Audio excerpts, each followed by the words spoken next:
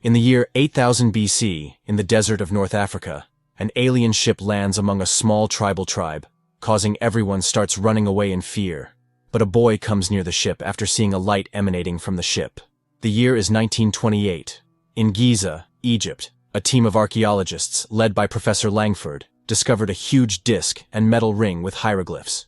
During the excavation, they also found an artifact of a prehistoric animal, which was surprising. Apart from this, a necklace was found which had the symbol of the Eye of Ra, whom the Egyptians worshipped as the sun god. Professor Langford's daughter Catherine likes it and keeps it for herself. Several more decades pass, and Catherine is now old. She comes to a meeting of scientists, where Professor Daniel Jackson gives a speech on the pyramids and his theory, but no one takes him seriously and makes fun of him. Catherine invites Daniel into her car and offers him a job translating ancient Egyptian hieroglyphs. Daniel agrees to do the job and arrives at a military base, where he is shown a disc he found years ago. When he sees the translation on the board, he immediately corrects all the mistakes. Just then, Colonel O'Neill arrives there and tells him that from now on, he will take charge. 2 weeks later, Daniel is still trying to decipher the hieroglyphs, and finally sees an image of the Orion Belt on a newspaper, which matches the hieroglyphs on the disc. An emergency meeting is held the next morning, and Daniel tells the officers that the symbols on the disc they thought were words are actually constellations. However, General West does not trust Daniel because he took 2 years to decipher the hieroglyphs, and Daniel did it in just 2 weeks. Daniel says that the constellations would have been placed in an order, indicating a kind of map or location. He tries to explain by drawing a picture that 6 points are needed to find a destination within any 3-dimensional space, and the 7th point is the origin, which he shows by drawing a picture of 2 humans next to a pyramid. Officials say the device only has 6 dots on it, leaving Daniel wondering which device they are talking about. He is then shown the second part of the quest, a ring made of an unknown metal that was found with the disc. At Daniel's behest, the scientists place all the symbols in order, resulting in a portal opening in the center of the ring. Scientists send a rover into the portal to investigate it so they can find out what's on the other side. Upon investigation, they discover that the rover has stopped at a point in the Kalium galaxy. According to mass, it could be the moon or any big asteroid, but the interesting thing was that the atmosphere of that planet matches that of the Earth. Before the portal closed, they received some pictures sent by the rover, in which a second stargate was visible, so they believe that these 2 gates are connected. The authorities want to cancel the project because they need to know the symbols to use the second gate, and the symbols on the second gate do not match our world. Officials believe that if they go to that unknown world, they will have to activate the gate on the other side to come back, which we cannot do because we cannot recognize the symbols of that gate. Although Daniel says he can do it, although the colonel does not think they should go there, as he has already seen the remains of strange creatures found with the ring. General West explains that we are going to a world we know nothing about, so he gives the colonel a secret target. The team begins preparing for the mission, and Catherine gives Daniel her necklace that she got as a child. He believes that this will prove lucky for him. The portal is reactivated, and as the team enters, they are teleported to an unknown planet. When the soldiers go out on the orders of the colonel, they discover that it is a huge pyramid located in the middle of the desert. The planet is dry and deserted, but capable of sustaining life. The colonel orders the soldiers to return home in 1 hour, but Daniel admits that the gate will not work, as he can recognize the symbols but needs the order of alignment. He thought that there would be tablets at the gate, but they were not there, so they need to find the tablets first. The soldiers are angry at Daniel because they believe he trapped everyone here, but the colonel stops them before the matter can go any further. However, when he leaves, the soldiers throw away his suitcase of books, and when Daniel goes to collect his belongings, he sees footprints in the sand. Meanwhile, the colonel is assembling parts of a device, which is a nuclear bomb, which he has secretly brought with him on the orders of General West, so that if there is an alien attack on them, they can be stopped. Daniel, on the other hand, follows the footprints and sees a strange animal. When he approaches it, he realizes that it is a pet animal, although he does not see any humans around. Then the colonel and the soldiers arrive there, due to which the animal gets scared and starts running away. Also, Daniel's leg gets stuck in the rope, and the animal drags him to a small settlement. The colonel goes to them with the team, and Daniel tries to talk to the natives, but he cannot understand their language. The people notice the necklace around Daniel's neck that has the symbol of the Eye of Ra on it, and they all kneel before him. One of the soldiers scans the mineral being mined and discovers that it is the same mineral that the gate is made from.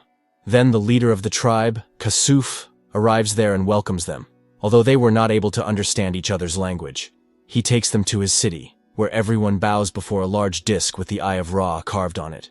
Daniel believes that people have mistaken him for a messenger of Ra. Then suddenly a danger siren sounds, and everyone starts running here and there.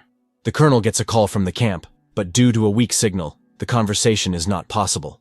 The soldiers in the camp are surrounded by a sandstorm, so they take their belongings and run inside the pyramid. The colonel wants to return to the pyramid, but Kasuf prevents him from going out, as there is a sandstorm blowing outside. The colonel is curious to know how they can reach home. Daniel asks Kasuf about a symbol, but he interprets it to mean something else, and he orders Daniel to be taken to a room where he is cleaned and sent to his room with a young girl, Shori. Shori enters the room and starts taking off her clothes, which makes Daniel nervous. He rejects the girl's services, but to avoid disappointing the chieftain, he lets her stay in his room. Daniel makes a mark in the sand, and Shori completes it, leading Daniel to realize that the girl has seen this symbol somewhere before. Meanwhile, in the pyramid, the soldiers were waiting for the storm to subside. Then suddenly, a huge spaceship lands right above the pyramid, causing everything to shake. Seeing this, the soldiers get scared and take up their weapons. However, some unknown creature attacks them and renders everyone unconscious one by one. The unknown thing attacks the last soldier, and when he turns, he sees a supernatural being with the face of Anubis and bright blue eyes. The creature drags him into another room, and then a glowing coffin opens, with a hand emerging from it. Meanwhile, Shuri takes Daniel to a dusty basement, where there are many hieroglyphs on the walls. The colonel contacts the soldiers but gets no response. Then he goes to Daniel, and Daniel tells him that he has understood the real story behind the hieroglyphs after looking at them. He explains that thousands of years ago, an alien fled his dying world because he wanted to extend his life. He came to Earth and found primitive humans who were running away after seeing his ship. But among them was a boy who was so fearless that instead of running away, he went near the ship. The aliens took over his body and appointed themselves rulers. He built the Stargate and brought thousands of people to the planet to work in the mines. He forced humans to mine the mineral on which all their technology is based. However, a few years later, there was a rebellion on Earth, and the Stargate was buried there.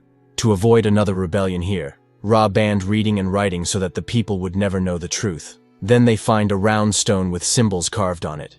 Daniel is excited because this is what he was looking for, but unfortunately, the stone is broken, and one of the symbols is missing. However, the colonel is not interested in these stories. He is only concerned about his team, so he orders everyone to return to the pyramid. Reaching the base, they saw that instead of the pyramid, there is now a pyramid-shaped spaceship. The colonel prepares for the possible danger and goes inside, armed with weapons. The colonel saw that bullets had been fired inside the pyramid, which meant that the soldiers had defended themselves from something.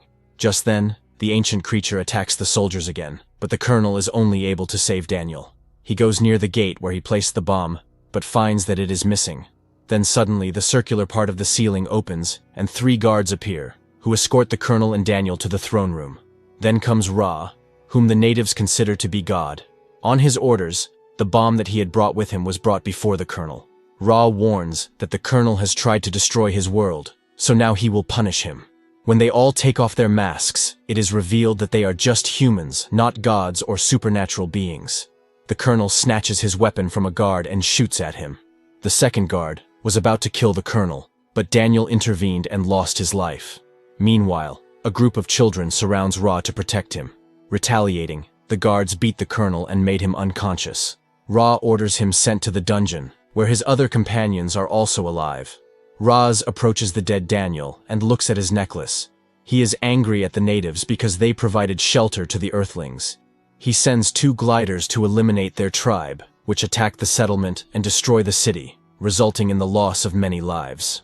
Kasuf is very sad to see all this. He feels that Ra is angry because they gave shelter to strangers. Meanwhile, Daniel wakes up in a coffin and finds that his wound has healed. He walks through the pyramid and reaches Ra's room. Ra tells Daniel that he was dead, so he chose humans because their bodies are easier to repair. He says that they should not have reopened the gate, because now he will send the bomb back to Earth with a shipment of a special mineral, which will multiply the bomb's destructive power. He created civilization, but now he wants to destroy it for their betrayal and to prove that he is the only god.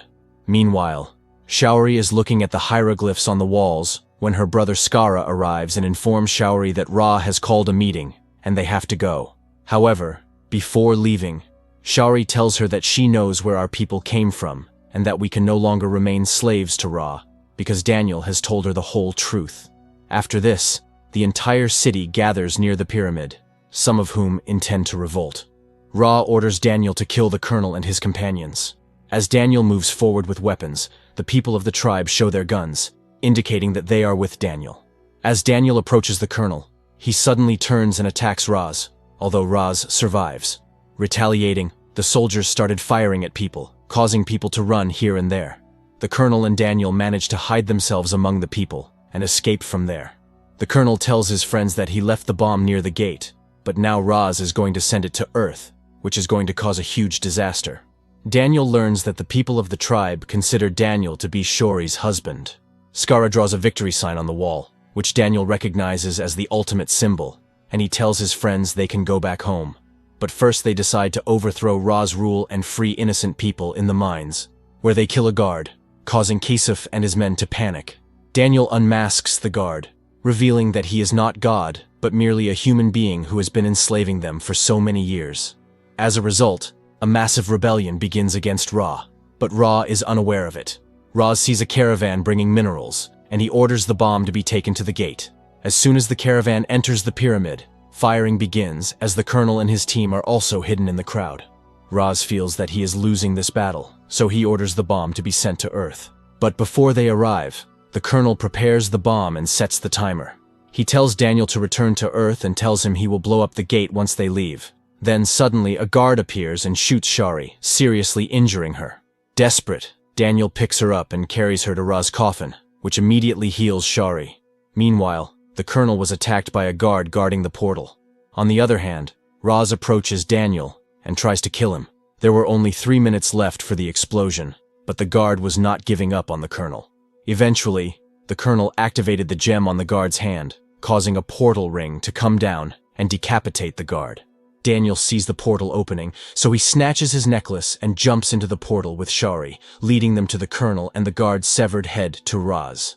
The colonel sees that there is only 1 minute left for the explosion, so he tries to stop it but is unable to stop it due to Ra's transformation. Ra sees the chieftain approaching the pyramid with the townspeople.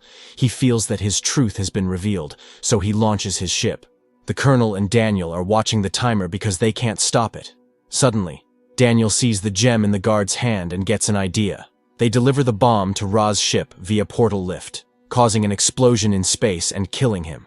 The clan celebrates their victory, and the colonel bids farewell to the ancient inhabitants and Daniel, as he has decided to remain on this planet with Shaori. Before leaving, he gives the necklace to his friend so that he can return it to Catherine.